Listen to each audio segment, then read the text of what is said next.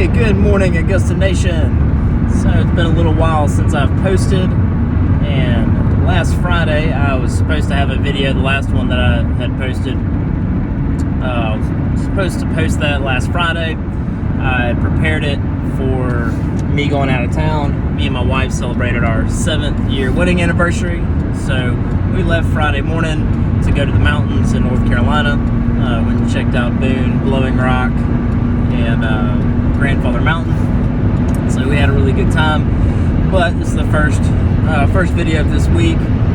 We did get a chance to spend the weekend by ourselves without our 3-year-old and newborn. So had a really good time. Got to catch up on some sleep. Spent some alone time with my wife. So that was pretty awesome. And we're back at it. It is already Wednesday of this week. So happy hump day. Was recording a video yesterday on my way home and ran out of memory again, so I've got to go get another phone. This one does not have enough memory to hold everything that I have. But I was on the way home, and we were getting ready for with Augusta Nation, the franchise system. We have quarterly roundtable Zoom meetings, just kind of catch up on anything new in the Augusta world, highlights, things that are upcoming, changes to the system, any software changes, things like that. So that's what we did yesterday. We had a good, as far as during the day, we had about 12 estimates, so not too bad for in October. I believe 4 of those were for Christmas tree lights. So we've never done that before. We have our turf treatment manager, Jesse Carter. He had worked for a few seasons for a spray company that also had a Christmas decor franchise. And so he has had a couple seasons being an installer for Christmas lights. So he had the idea, he really enjoyed it, and it's kind of our slower season, so we can fit it in. And he wanted to see if what we could do with our current customer database. So we sent out some emails to our database, seeing if anybody was interested. And so I've been doing those estimates, learning a little bit about how to do the estimates, talking with suppliers, getting price lists, and then measuring roof lines. So if anybody has done this and have any tips for us, any things to watch out for, and anything that they found really helpful for measuring roof lines, I'd love to hear about it. Looking forward to it. I am super scared of heights. I do not go up on roofs with anything, with a crazy pitch at all. So that'll definitely be Jesse and any of our brave team members that don't mind getting on ladders. So excited to see that. I know I've got a pretty easy roof, so I've been doing, as far as at my house, I'll be happy to pass the torch and let Jesse decorate it. But yeah, I've got a couple more. I'm actually going to a Christmas decor estimate right now. I'm on the way to it, and have a few more today. So hopefully we'll get at least 10 to 15, kind of get our feet wet, see what it's all about, and see what the profit's going to be. I was super surprised to see the cost of the material, the lights, the accessories, for the wire, the plugs, the timer, just everything involved. It's a lot more expensive than I thought, and now I know why people charge the prices that they do. So definitely a new experience, but looking forward to it.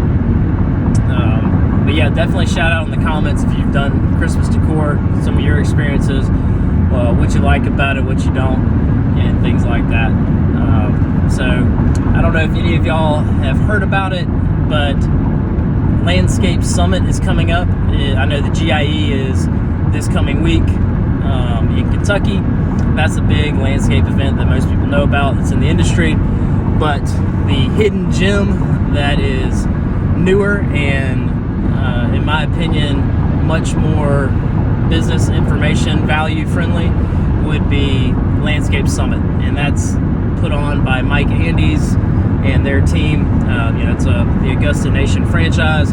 That's something he's been doing even before he decided to franchise.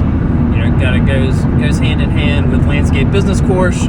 It is the best value as far as learning about the actual business aspect of lawn care. And it is me and Jeremy, our general manager and part owner. Him and I went for Landscape Summit. I think it was the second one that they ever did.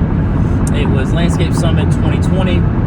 After we got back, we implemented Pay for Performance and got to work on implementing systems, simplifying our business, and really setting us up for success. And that was the year that turned our business around, became profitable, and we grew. I think by about 60%, 55-60%, 2020, and this year we'll grow by another 55% or so, and still working on simplifying the business, working on using the Augusta franchise systems, and it's where I got all the information and decided to transfer my brand, which was Fine Lines, into Augusta Lawn Care. So if you're in the lawn care industry, if you want to learn more about creating a systems-oriented business, one that you can scale and really enjoy and be proud to be a business owner, and also put profits in your pocket, which that is the reason why we're out here doing this, I suggest you come to Landscape Summit. It is January 13th through the 15th. It will be in Ferndale, Washington. So right now plane tickets are pretty cheap, about $300 from the East Coast over there. And it'll be a really great event. It's a Thursday evening, and then Saturday and Sunday, I think it's 9 to 5, 9 to 6. You can bring your team if you want, or just come check it out yourself. You will not regret it. It is, there's no fluff. It's not just some sort of motivational or equipment showcase. It is real deal learning about business. I'm sure we'll have some activities that we'll do to highlight some of the systems and tools that Mike Andes uses in the Augusta Lawn Care franchise. It'll be a really great event. I know I'm bringing my whole team, everybody that wants to come and can come. So definitely looking forward to it. But if you want to check out more information, I want to say the tickets are, I think they're $300 a piece, $299, something like that. Go to Landscape, I think it might be landscapesummit.com, or just type it into Google, it'll come up. So we're getting ready for that, about to book. I think we're going to book a VRBO, get a house for all the guys, so we can do some bonding and have a really good time. So definitely looking forward to that. Last night, like I was saying, we had our quarterly Zoom roundtable meeting with all the franchisees and Mike and Liz, and we got together for just updates on the system, any new changes, and then at the end it's always a open questionnaire for anybody that wants to talk and ask questions directly to Mike or anybody really. So me and my 3-year-old Caden, we sat down at the desk. He was watching his dinos. I was paying attention to the meeting, so he had his computer, I had mine. Sometimes his office work with the T-Rex and pterodactyls are a little bit more interesting, but we ended up having a good time. Today we have more estimates on the board. I think we got about 10 of them, so I'm going to go handle that. And I just wanted I was kind of reflecting, when the season's starting to change, start thinking about the growth projections for next year, but also kind of think about where I've been with business. Sometimes when the seasons change, your mind just kind of reflects. And so I was in a little bit of a reflective mood, and me and my wife, we used to have a small nutrition coaching company called The Natural Truth. Her and I have been into competitive physique shows since we met, and at one time I had aspirations to become a professional natural bodybuilder, and she was doing the bikini NPC. So was going through, just some of the past. I used to keep books, get like hand schedules for the business, and then I would write in training logs too. So I think I quit doing by hand back in 2017, and then got a CRM for my business. And then whenever we were doing coaching, nutrition coaching and training, I had basically a CRM or a coaching software that I actually kept for my personal use, and I've been using. So I was checking out 2017 my training log, and for just an update, I'm no longer at the moment with this business growth and my family growth, and then my wife's business, trying to do any sort of competing and chasing the professional bodybuilding circuit right now. It's not a good use of my resources. I would not be a happy camper by any means. Would not be pleasant to be around, and I honestly would not be able to give my all to any one thing. And so that is not what I'll be doing, but I have for the past 2.5 years been in and out of the gym, no routine at all. I would start for a couple weeks, maybe even get 12 weeks in, and then miss the gym completely for four months. And so I have 4 weeks. This is my 4th week. That's my 5th week in of consistently hitting the gym with a regimen, much smaller regimen, but it is I'm in there. And I was just kind of looking back at what I used to do when I was getting ready for shows, and just where my training log is now. And it's easy to look about where you've been sometimes, if you've been somewhere and you're a far ways away from it, and get discouraged. But it's super helpful, and this is probably one of the first times I've been able to do it, maybe because I have been out of the regimen for so long. But I feel like I've got goals. I want to get back into it. I want to get my muscles full, get my strength back, and I'd probably say lose about 15 pounds of body fat, and then I get back down to 170 even would be nice. And so I have different goals, but I feel like brand new again. So I'm loving it.